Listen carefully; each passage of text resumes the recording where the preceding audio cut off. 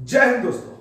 एक बार फिर से आप सभी दोस्तों का, सभी मित्रों का, मेरे सभी भाभी कम्पिटिटरों का मैं आपके अपने चैनल ज्ञान अकेडमी प्रयागराज परिवार में आप सभी लोगों का मैं आत्मा से तहे दिल से हार्दिक स्वागत एवं अभिनंदन करता हूँ। आइए बाबू, सब लोग आ जाओ और सभी लोगों से एक दरख्वास्त है कि आप सभी लोग वीडियो पूरा देखा करें, क्योंकि वीडियो के बीच में ही इंफॉर्मेशन होती है।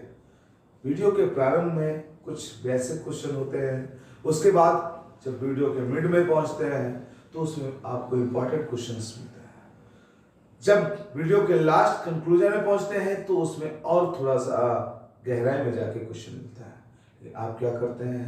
स्किप किए, आगे बढ़ गए, अपने साथ अन्याय करते हो। सबसे बड़ा काम करते हो, अपने साथ अन्याय करते हो, अपने माता पिता के साथ अन्याय करते हो, अपने उन लोगों के साथ अन्याय करते हो जो लोग आपसे बड़ी आशा लगा के बैठे हैं। कारण ये है कि ये फ्री ऑफ कॉस्ट मैं आपको जो पढ़ा रहा हूं वो इस उद्देश्य से पढ़ा रहा हूं कि आप अपने जीवन में सफल हो जाओ मेरे दोस्त।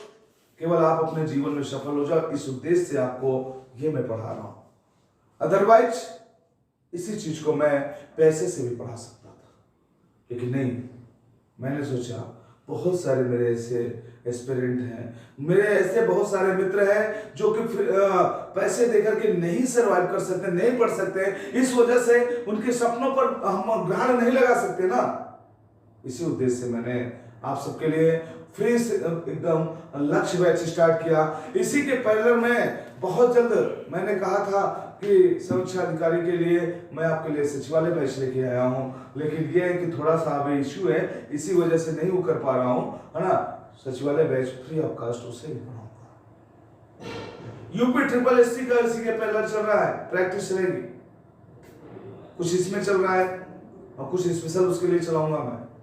लेकिन बस आपसे इतना ही कहूंगा कि वीडियो पूरा देखें। जो मेरे नए व्यूअर्स हैं चैनल को सब्सक्राइब कर लें, बेल आइकन जरूर दबा लें और इसके अलावा अपने मित्रों तक शेयर कर दें, ठीक है। और जितने से अधिक लोग आप लोग जुड़ेंगे उतना ही मेरा मोटिवेशन होगा। ओके, ठीक है बाबू, इन्हीं शब्दों के साथ स्टार्ट करता हूँ आज का ये बिना लेट लतीफे के आज का ये क्वेश्चन सीरीज आपके सामने है। दिया गया है क्या? पहला क्वेश्चन आपके सामने, ये ध्यान दीजिएगा, इसको क्या दिया गया है। पहले क्वेश्चन में क्या बोला गया आपको देखना इसमें। पहले क्वेश्चन के अंतर्गत बोला गया क्या कि कोई भी व्यक्ति भारतीय प्रधानमंत्री के रूप में अधिकतम कितनी बार, ध्यान देना, कितनी बार सेवारत हो सकता है। तो पहली बात तो याद रखिएगा, भारतीय संविधान में, हमारे भारतीय संविधान के अंदर कहीं पर भी सेवा शर्त प्रधानमंत्री के लिए नहीं दी गई है, ठीक।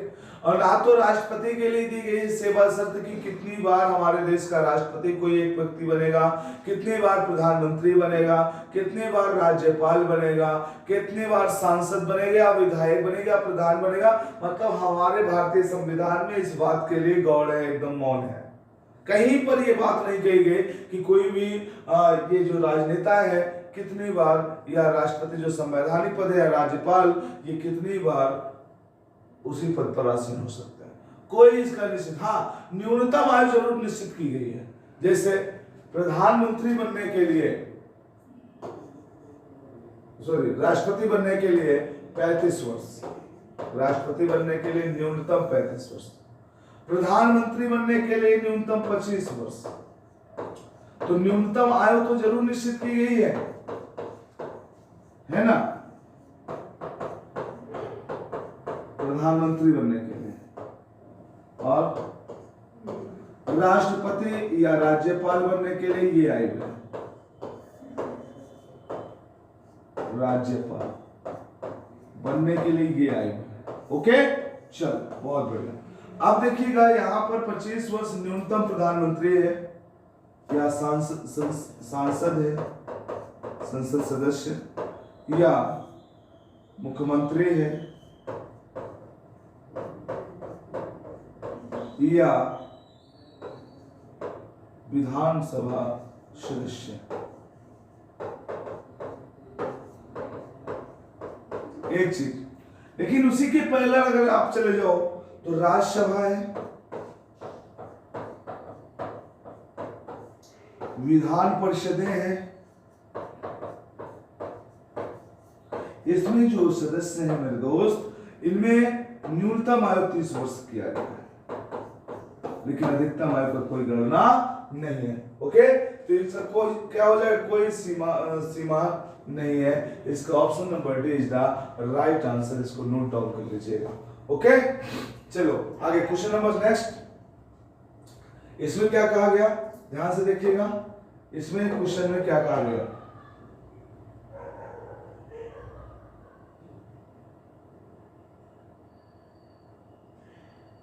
इसमें कहा गया कि इनमें से कौन राष्ट्रीय सुरक्षा समिति के सामरिक नीति के सदस्य हैं। मतलब जब हम देखेंगे कि जो राष्ट्रीय सुरक्षा समिति की बात करेंगे तो एक प्रश्न बड़ा ही ज्वलंत होता है कि राष्ट्रीय सुरक्षा समिति में कौन कौन से मेंबर शामिल होंगे, कौन कौन व्यक्ति शामिल होगा। और ये बहुत ही इंपॉर्टेंट प्रश्न आपके जीवन में बनता है और हर एक व्यक्ति को ये जानना चाहिए। सामरिक सुरक्षा के लिए मतलब राष्ट्रीय सुरक्षा समिति के सामरिक नीति दल के लिए, मतलब जैसे कहते हैं सामरिक वार्ता हो रही है, मतलब युद्ध रणनीति पर बात हो रही है। किसी भी देश के साथ हम सहयोग की बात करते हैं या वह देश हमारे साथ सहयोग में आता है तो इसे सामरिक समझौता कहेंगे।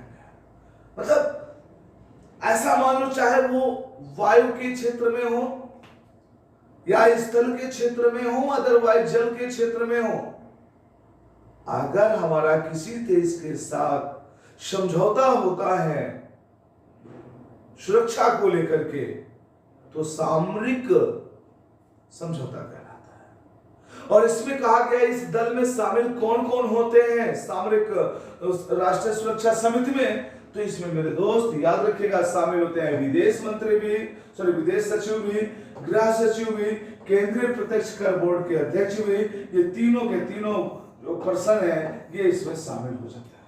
ओके, तो option number second is the right answer this question. आगे देखिएगा, प्रथम फिल्म फेयर अवार्ड्स में किस अभिनेता ने सर्वश्रेष्ठ अभिनेता का अवार्ड जीता। अब आप मुझे बताओगे सर्वश्रेष्ठ अभिनेता का अवार्ड किसने जीता, तो मैं आपको बता देता हूं, देव आनंद है, राजेश खन्ना है, दिलीप कुमार है, अमिताभ बच्चन है। तो मेरे दोस्तों याद रखना, इसमें दिलीप कुमार जी हैं, ये इन्होंने जीता था। क्या दिलीप कुमार जी ने क्या जीता था, बताओ। इन्होंने जीता था पहला फिल्म फेयर पुरस्कार 21 मार्च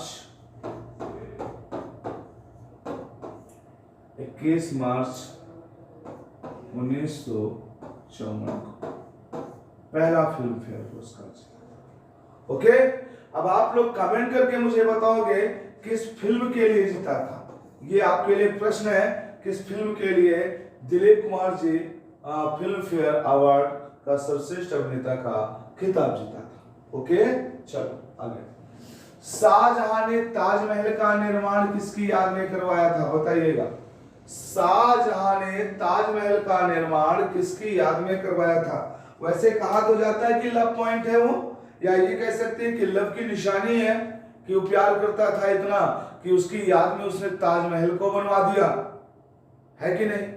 तो आखिरकार आप बताइएगा इसमें ये कौन हो सकती है। तो ये मुमताज महल है जिसकी याद में शाहजहां ने ताजमहल का निर्माण करवाया।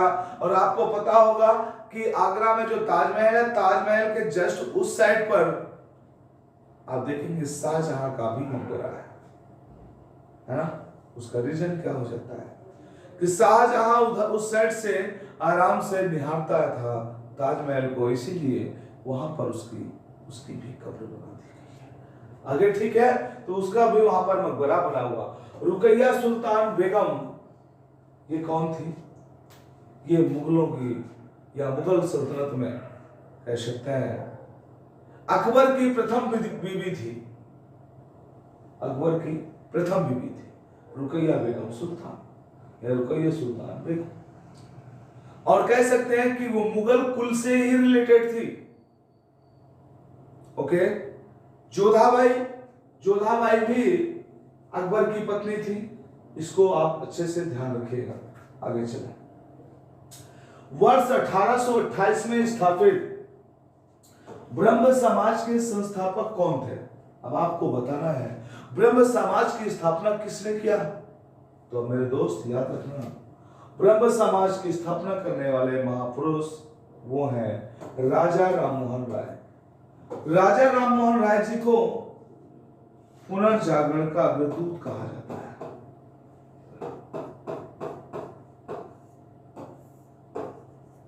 अग्रदूत कहा जाता है, भारत में पुनर्जागरण का अग्रदूत कहा जाता है। आपको मालूम होगा राजा राममोहन राय के माता पिता की पहले डेथ हो गई थी। इनके भैया और भाभी इनको पाले पोसे थे। बाद में पता चला इनकी भैया की भी डेथ हो गई।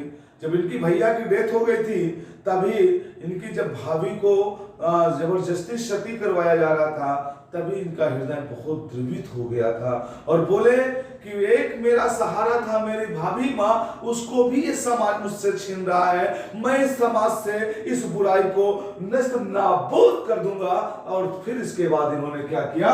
सती प्रथा के लिए कैंपेन चलाना शुरू कर दिया कि सती प्रथा एक बुराई है हमारे समाज में, सती प्रथा हमारे समाज में नहीं होनी चाहिए, बिल्कुल नहीं होनी चाहिए। और इन्होंने ये कैंपेन चलाया और फिर पता चला लॉर्ड विलियम बेंटिंक के सहयोग से, लॉर्ड विलियम बेंटिंक के सहयोग से इन्होंने ये कार्य को सिद्ध करके दिखा दिया और भारत में सती प्रथा को बैन कर दिया गया। वैसे एक चीज याद रखिएगा, इनमें से भी कुछ लोग ऐसे थे जो कि सती प्रथा से सती प्रथा के पक्ष में थे, कुछ लोग ऐसे थे जो सती प्रथा के विरोध में थे। दोनों चीजें थी।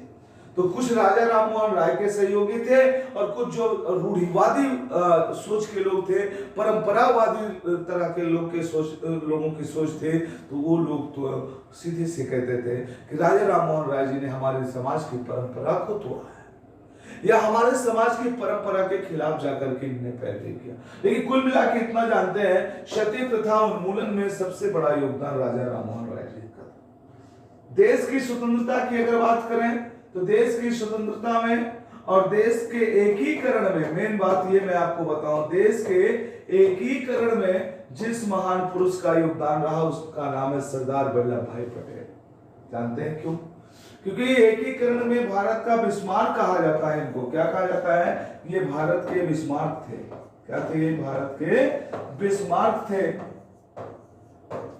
जिस प्रकार से बिस्मार्क ने जर्मनी को एकत्र किया था, उसी तरह से टूटे हुए देश के क्षेत्रों को आपस में सरदार वल्लभ भाई पटेल जी ने भी एकत्रित किया। और आगे बता देते हैं इनके विषय में, सरदार वल्लभ भाई पटेल को लौह पुरुष के नाम से जाना जाता था। सुभाष चंद्र बोस जी के विषय में बताया तो सुभाष चंद्र बोस जी को नेताजी कहा जाता था। नेताजी सुभाष चंद्र बोस। हुआ क्या, कुछ एक बार ऐसा हुआ कि सुभाष चंद्र बोस जी के विषय में आपको पता होगा कि इन्होंने फॉरवर्ड ब्लॉक की स्थापना किया 1939 में। फिर ये आईएनए के सदस्य बने, इंडियन नेशनल आर्मी के। लेकिन याद रखें, जो फॉरवर्ड ब्लॉक की स्थापना किया था तो उसके पहले ही कांग्रेस के अध्यक्ष नियुक्त किए गए थे, मतलब चुने गए थे, इलेक्शन हुआ था बाकायदे।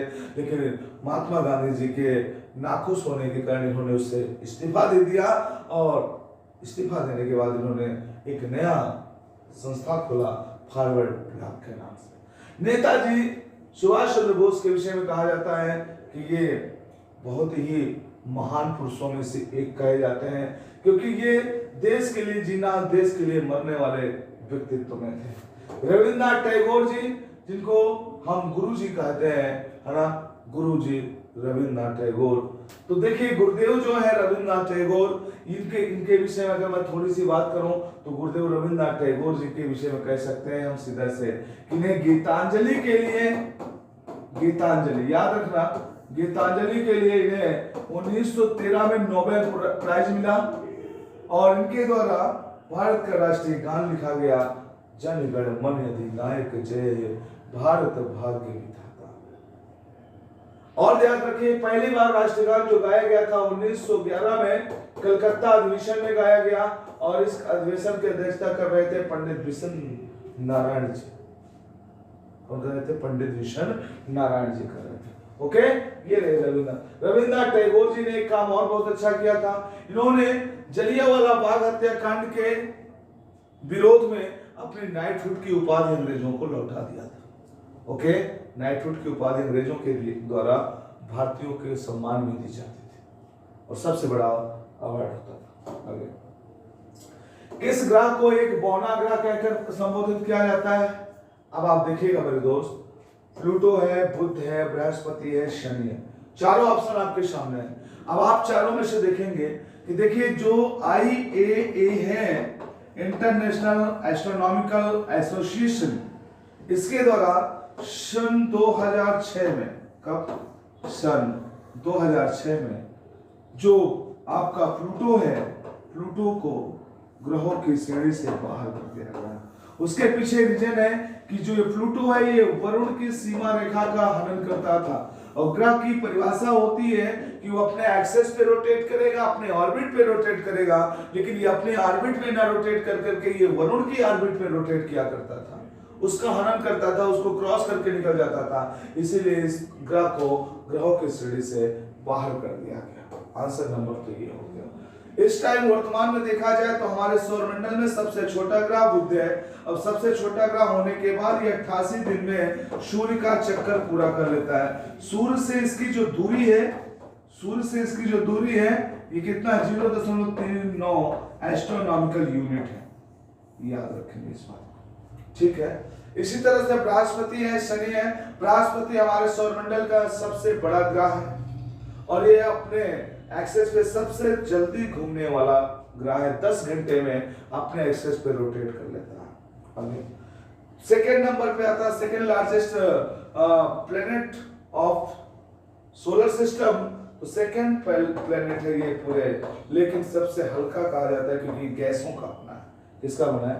गैसों का बना है। ओके, चलिए, इसमें वलय पाए जाते हैं, 7 वलय हैं शनि के चारों तरफ, गैसों के वलय ऐसे पाए जाते हैं, मतलब घेरे पाए जाते हैं। चलिए आगे देखिए, रुक्मणी देवी अरुणदेव के साथ जुड़े हैं। कौन जुड़ा है भाई बताओ, कौन है बताओ, कहां से जुड़ी है ये? रुक्मणी देवी अरुणदेव के साथ जुड़े हैं कौन? तो आप बताइएगा मुझे, ये किससे जुड़ी थी? ये मेरे दोस्त भरतनाट्यम से जुड़े हैं और ये साउथ इंडिया में तमिलनाडु का, कहाँ का? ये तमिलनाडु का शास्त्रीय नृत्य है, क्लासिकल डांस है। ये कथक नहीं, ये कथक होना चाहिए था। क्या? कथक। कथक यूपी का शास्त्रीय नृत्य है, क्लासिकल डांस है। कुचिपुड़ी, कुचिपुड़ी बाबू आंध्र प्रदेश का शास्त्रीय नृत्य है। कहाँ का? आंध्र प्रदेश का शास्त्रीय नृत्य है। और भांगड़ा, भांगड़ा पंजाब का है। कहाँ का है? पंजाब का। ओके, चलिए आगे बढ़ेंगे क्वेश्चन नंबर नेक्स्ट की तरफ। कहता है निम्नलिखित में से किसे आम जलकुंभी भी कहा जाता है? मतलब साधारण जलकुंभी भी कहा जाता है। पिस्टिया है, ओपनसिया है, एजिलोप्स है और एकोर्निया है। Eichhornia is the right answer this question. साधारण जो जलकुंभी है एकोर्निया को कहा जाता है। किसको कहा जाता है? एकोर्निया को कहा जाता है मेरे दोस्त। आगे चलेंगे। रॉलेट एक्ट किस वर्ष पारित हुआ था बताइएगा? रॉलेट एक्ट, तो याद रखना, रॉलेट एक्ट 1919 में पारित हुआ था, पहली बात। दूसरी बात कि रॉलेट एक्ट को बिना दलील, बिना वकील एवं बिना अपील का कानून कहा जाता है। बिना अपील का कानून कहा जाता था। ठीक है, अच्छा कारण क्या था कि देखिए अंग्रेजों ने भारतीयों से सहायता लेने के लिए प्रथम वर्ल्ड वॉर में, पहले विश्व युद्ध में भारतीयों से, खासकर कांग्रेस से और मुस्लिम लीग दोनों से अब मदद लेने के लिए उन्होंने बड़े बड़े वादे किए थे। अगस्त प्रस्ताव, मतलब इस तरह से करके अगस्त घोषणा करके, और इसके बाद मुस्लिम लीग से कहा, तो मुस्लिम लीग ने सीधा कहा था कि आप हमारे खलीफा को कोई नुकसान नहीं पहुंचाएंगे और हम आपका सहयोग करेंगे, इतना सा हमारा शर्त है। और खलीफा मतलब कौन? तुर्की का जो खलीफा होता था पूरे वर्ल्ड के मुसलमानों का, वो धर्म गुरु हुआ करता था पूरे वर्ल्ड के मुसलमान। और पता चला अंग्रेजों ने फाइनली क्या किया, तुर्की के खलीफा को भी मार दिया। उन्होंने तुर्की के खलीफा को भी मार दिया, जिस वजह से वो भी नाराज हो गए। तो ये लोग सोचे, अंग्रेज सोचे कि कहीं ये लोग हमसे अपने अधिकार ना मांगने लगे, तो उसके पहले ही उन्होंने एक कानून ला दिया, बिना दलील, बिना वकील, बिना अपील का कानून। और इसी के विरोध में जलियांवाला बाग हत्याकांड हुआ है। जलियांवाला बाग हत्याकांड जो हुआ, इसी के विरोध में हुआ मेरे दोस्त, जलियांवाला बाग हत्याकांड। क्योंकि पता चला कि सैफुद्दीन किचलू और डॉक्टर सत्यपाल को गिरफ्तार कर लिया गया था। तो बैसाखी पूर्णिमा के दिन, ये 13 अप्रैल का समय था, 13 अप्रैल 1919 का, सभी लोग जलियांवाला बाग में जो है आज यहाँ पर बैठ करके आपसी मंत्रणा कर रहे थे कि कैसे इनको छुटाया जाए, डॉक्टर सत्यपाल और सैफुद्दीन किचलू को। फिर उसी टाइम पे बड़ी बर्बरता होती है। आर डायर और ओ डायर दो थे। ओ डायर, तो ओ डायर अधिकारी था, आर डायर असिस्टेंट था। अब देखिए, ओ डायर ने आदेश किया, आर डायर आता है और यहाँ पर गोली चलवा देता है। यहाँ पर बहुत सारे निर्दोष लोग जो है वो मारे जाते हैं। यही था बाबू जलियांवाला बाग हत्याकांड। ये अधिकारी है ओ डायर और ये इसका असिस्टेंट है, ऐसे मान सकते हैं। 1921, अब देखिए 1921 को क्यों महत्वपूर्ण माना जाता है? क्योंकि इसको महान विभाजक वर्ष के रूप में भी जाना जाता है।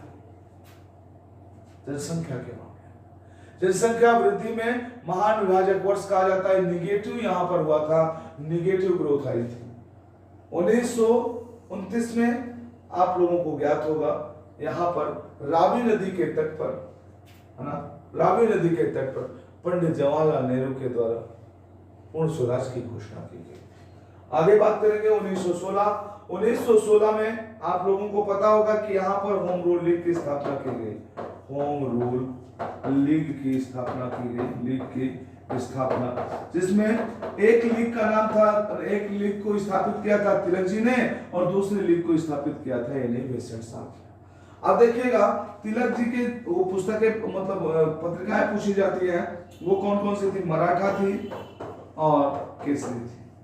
केसरी जो होती थी मेरे दोस्त, वो अंग्रेजी में थी और केसरी जो थी मराठी में थी, मराठी में, और जो मराठा थी वो अंग्रेजी में थी।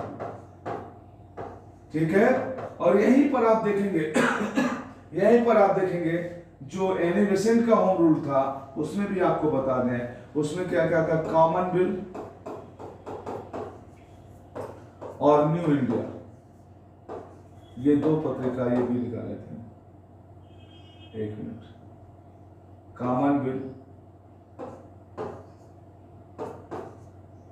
कॉमन बिल और न्यू इंडिया, दो पत्रिकाएं इनकी प्रकाशित हुई। याद रखना, ये एनी बेसेंट की हैं, ये एनी बेसेंट की हैं और ये दोनों किसके हैं? ये दोनों तिलक जी के हैं। ठीक है। तिलक जी को वैलेंटाइन सिरॉल के द्वारा क्या कहा गया है? तो पता है, भारतीय शांति का जनक कहा गया था। ठीक है। खालिस्तान है का उपयोग करके ऊर्जा की अधिक हानि के बिना लंबी दूरी पर बिजली का संचार किया जा सकता है। तो ध्यान दीजिएगा मेरे दोस्त, बिजली का संचार कैसे किया जा सकता है? तो डायरेक्ट किया जा सकता है, डायरेक्ट करंट से एसी हो जाएगा, सॉरी हाँ, एक्चुअल करंट से किया जा सकता है। किससे किया जा सकता है? एक्चुअल करंट ऐसे से किया जा सकता है, ना कि एसी और डीसी, ना तो एसी और ना है डीसी, बिल्कुल नहीं, ये सीधा सीधा हो जाएगा एसी से। एलिफेंटा की गुफाएं कहाँ पाई जाती हैं? देखिए, इसकी बहुत बार क्वेश्चन आया है और आप लोगों को ये पता भी होगा। अजंता, एलोरा और एलिफेंटा की जो गुफाएं हैं बाबू, ये आपको कहाँ मिलेंगी? महाराष्ट्र में मिलेंगी। Option number A is the right answer. Orissa है, उड़ीसा में कोणार्क सूर्य मंदिर मिलेगा, कोणार्क सूर्य मंदिर मिलेगा। क्या मिलेगा? सूर्य मंदिर मिलेगा। यहाँ एक चीज ये हो गया। दूसरा, राजस्थान आप जानते हैं, राजस्थान में भी काफी इंपॉर्टेंट क्षेत्र है, क्योंकि राजस्थान में आप देखेंगे प्रत्येक जिले का अपना एक अलग इतिहास है, फिर भी ज्योग्राफिकल एनालिसिस के अकॉर्डिंग भी काफी इंपॉर्टेंट होता है राजस्थान जिला। आगे देखिएगा, सिक्किम की बात करें तो सिक्किम भारत का सबसे कम जनसंख्या वाला राज्य है और पहला ये जैविक राज्य है। ये कहां पर है? पूर्वोत्तर में पड़ता है। ठीक है, ये हो गया आपके। उड़ीसा के विषय में बात करें तो पता मैंने बता ही दिया। आगे बढ़ेंगे, क्वेश्चन नंबर 13। सी एनीमोन्स प्रजाति के अंतर्गत आता है। सी एनिमोन्स किस प्रजाति के अंतर्गत आता है? तो देखिएगा कौन सी प्रजाति है, तो ये प्रजाति है बाबू मोलस्का, संघ मोलस्का के अंतर्गत सी एनिमोन्स आता है। और इसके बाद ये जैसे घोंघा होता है, ये भी मोलस्का के अंतर्गत आता है। एंथ्रोपोडा या आर्थ्रोपोडा जिसके कहते हैं, इसमें कीट पतंगे आते हैं, जैसे टिड्डा और ये संघ आर्थ्रोपोडा के जीव होते हैं। जितने भी 6 पैर वाले कीट होते हैं वो सब आर्थ्रोपोडा के अंतर्गत आते हैं। कश्मीर समस्या किन दो देशों के बीच में है? कश्मीर समस्या किन दो देशों के बीच में है? तो देखिएगा जो कश्मीर समस्या है मेरे दोस्त, वो भारत और पाकिस्तान के बीच है। भारत और पाकिस्तान, देखिए कंफ्यूज करने के लिए भारत और चीन भी दिया गया है ना, भारत और चीन भी दिया गया है, लेकिन याद रखिएगा भारत और चीन नहीं बल्कि भारत और पाकिस्तान के बीच कश्मीर को लेकर के विवाद हमेशा चला रहता है। ओके, चलिए। वायु दाब लेखी बैरोग्राफी जो होता है के द्वारा आविष्कार किया गया था। अब मुझे ये बताओ किस महान व्यक्तित्व के द्वारा, किस महान वैज्ञानिक के द्वारा ये जो बैरोमीटर है, जो आपका वायु दाब लेखी है, इसका आविष्कार किया गया? तो लुसियाना विधि है, लुसियाना विधि के द्वारा इसका आविष्कार किया गया। तो ये बढ़िया क्वेश्चन है, बार बार पूछा जाता है, इसको आप लोग ठीक से देख लीजिएगा, पढ़ लीजिएगा, ठीक है। आगे, कृषि से भारतीय औद्योगिक विकास को बढ़ावा किस प्रकार मिलता है? तो आप बताएंगे श्रमिकों को रोटी और कपड़ा उपलब्ध करा के। आप बताइए औद्योगिक क्षेत्र को ये होगा। कच्चे माल की आपूर्ति करके, हाँ यार ये तो होगा, दोनों चीजें होती है, दोनों इंपॉर्टेंट है। दिए गए विकल्पों में सभी औद्योगिक उत्पादों के लिए बाजार खोलकर, ये भी खोलना बहुत जरूरी है। इसका मतलब क्या हो जाएगा कि बाबू ये तो तीनों के तीनों ऑप्शन है और इसमें सभी दिया भी गया है, मतलब क्या हो जाएगा, दिए गए विकल्पों में से सभी सही है, सभी सही है। भाई कोई इंडस्ट्री लगेगा तो उसके लिए श्रमिक भी चाहिए, जो कि उसको रोटी कपड़ा मकान चाहिए, ये भी चलेगा। कच्चा माल भी चाहिए किसी भी इंडस्ट्री के लिए, और अगर कच्चा माल दिया जाएगा वहां पर कोई प्रोडक्शन होगा तो उस प्रोडक्शन को लेके कहां जाएंगे, मार्केट चाहिए उसके लिए, तो बाजार भी खोलना। इसका मतलब option number c is the right answer, Chennai, है ना। ओके, आगे बढ़ो।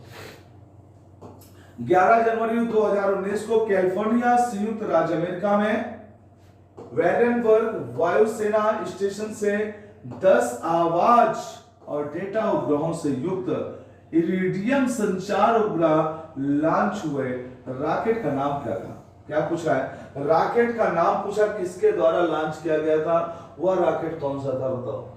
Pegasus second, Titan 4, space x falcon 9, Atlas able. तो बाबू ये यूएसए का क्या है, स्पेस एक्स फाल्कन 9 के द्वारा आपको देखेंगे कि वेंडनबर्ग वायुसेना स्टेशन से 10 आवाज और डेटा उपग्रहों से युक्त इरिडियम संचार उपग्रह को इसी रॉकेट से लॉन्च किया गया। ओके, चलिएगा क्वेश्चन नंबर नेक्स्ट। वह राज्य सरकार जिसके द्वारा शिल्पकारों को प्रोत्साहित करने हेतु वन डिस्ट्रिक्ट वन प्रोडक्ट योजना प्रारंभ की गई। अब आपको बताना है वन डिस्ट्रिक्ट वन प्रोजेक्ट किसके द्वारा प्रारंभ किया गया। तो मेरे दोस्त याद रखना, ये उत्तर प्रदेश सरकार की एक बड़ी मुहिम है कि वन डिस्ट्रिक्ट वन प्रोडक्ट किया जाए। मतलब कोई भी एक डिस्ट्रिक्ट है उसको पहचान दिलाने के लिए उसका एक ही प्रोडक्ट होगा जो कि पूरे उत्तर प्रदेश में जाना जाएगा कि यह प्रोडक्ट सबसे अच्छा फला मतलब जिले में अच्छे से बनता है।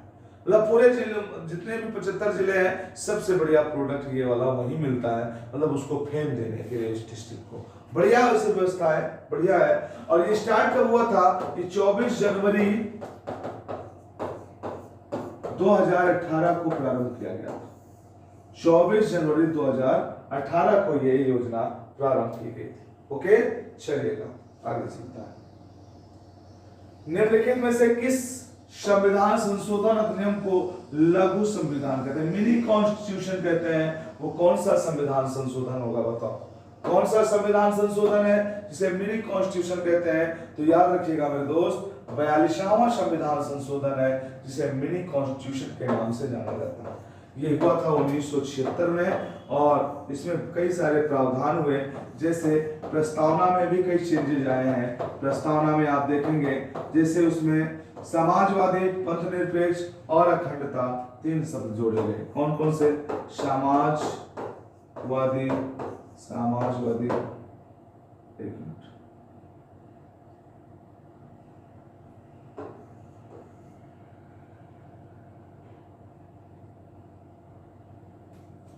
कहाँ चला गया?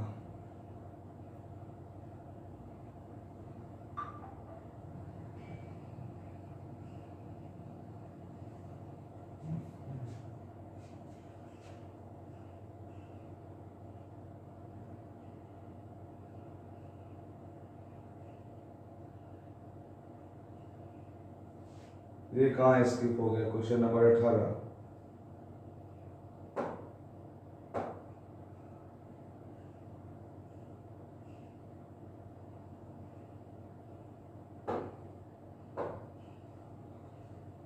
हाँ, तो 42वां संविधान संशोधन था, मैंने आपको बता दिया है इसको। 1976 में प्रस्तावना में समाजवादी, पंथ निरपेक्ष, यही थे पंथ निरपेक्ष।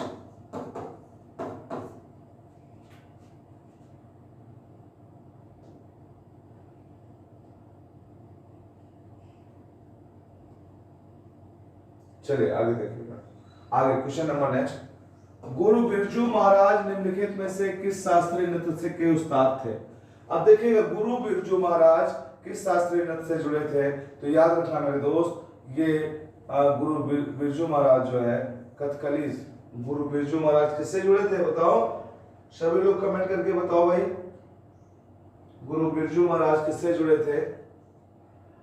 तो वो कथक से जुड़े थे, सॉरी कथकली से नहीं, वो कथक से जुड़े थे। ठीक है, किससे जुड़े थे? कथक, यूपी में, यूपी से जुड़े थे गुरु बिरजू महाराज। ठीक है, ध्यान रखेंगे इस बात को। शास्त्रीय नृत्य कथक से जुड़े थे। आगे, भारत में महिला आबादी की कमी के लिए मुख्य उत्तरदायी निम्न में से कौन है? आप बताइएगा। राजनीतिक कारण है, अंधविश्वास है, सामाजिक कारण है, आर्थिक कारण है? तो भारत में महिला आबादी की कमी के लिए मुख्य उत्तरदायी निम्न में से कौन सा कारण है? तो मेरे दोस्त, ये सबसे बड़ा कारण सामाजिक कारण। समाज में एक रूढ़िवादिता चलती है ना कि लड़कियां कुछ नहीं कर सकती, महिलाएं कुछ नहीं कर सकते, लड़की पैदा हो गई तो अब शादी करना पड़ेगा, तो ये करना पड़ेगा, वो व्यवस्था करना, वो भाई लड़की हो या लड़का, लड़की लड़का एक समान, दोनों को दो अक्षर ज्ञान। पहली बात तो ये कॉन्सेप्ट रहना चाहिए। दूसरी बात, आर्टिकल 14 से लेकर 18 के बीच में इसी बात को कहा गया, क्षमता और समानता की बात, राइट टू इक्वलिटी की बात की गई। तो आखिर हम कहां तक राइट टू इक्वलिटी को मानते हैं? तो प्रत्येक लड़की को जन्म लेने का अधिकार है, जैसे प्रत्येक लड़के को जन्म लेने का अधिकार है, इसी तरह प्रत्येक लड़की को भी जन्म लेने का अधिकार है। बहुत सारे हमारे समाज में रूढ़िवादिता है, लोग गर्भ में ही भ्रूण को मरवा देते हैं। ये इतना बड़ा घिनौना अपराध है हमारे समाज में। मैं तो कहता हूं जैसे उसको मरवा दिया गया ना, जो मरवाए उसको भी सीधे फांसी दे देना चाहिए। कारण है, देखिए, अगर किसी को आप जन्म दे रहे हैं तो उसको जन्म न दीजिए ना। पेड़ को लगा करके उसे काटा नहीं जाता बाबू, पेड़ को लगा कर कभी काटा नहीं जाता। अगर पेड़ लगा करके आप काटते हैं तो आपसे ज्यादा मूर्ख भी कोई नहीं हो सकता। आगे चलते हैं। चलिए, भारत के राष्ट्रपति संसद के दोनों सदनों को प्रथम सत्र के प्रारंभ में संबोधित करते हैं।